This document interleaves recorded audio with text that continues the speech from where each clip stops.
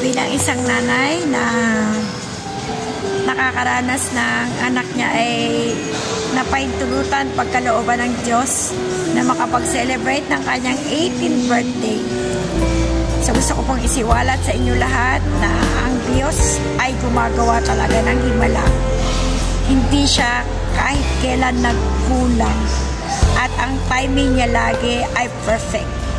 Kaya bilang isang ina na sa aming sariling kakayanan, wala po kaming magagawa kung kami po ay mananangan sa sarili namang kakayanan.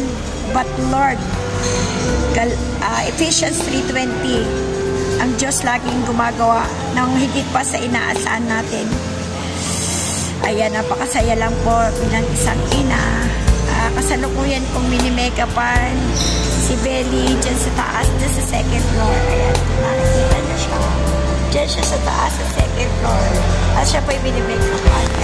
So, hindi po kami ganun kayaman, kaalwan na tao.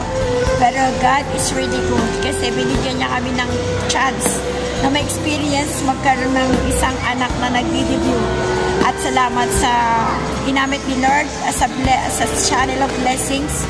Kaya nagkaroon po ng katuparan ang kanyang pagkakaroon ng 18th birthday ngayong araw na to. At ang originally birthday niya is March 29. But dahil nga sa ang birthday niya is March 29, tumapat sa Good Friday. Kaya ngayon po natupad. So, ayan. Thank you. Sinishare ko lang po yung kagalakan nararanasan natin ngayon sa puso. At higit sa lahat, I would like to thank the Lord. And God is really, really good.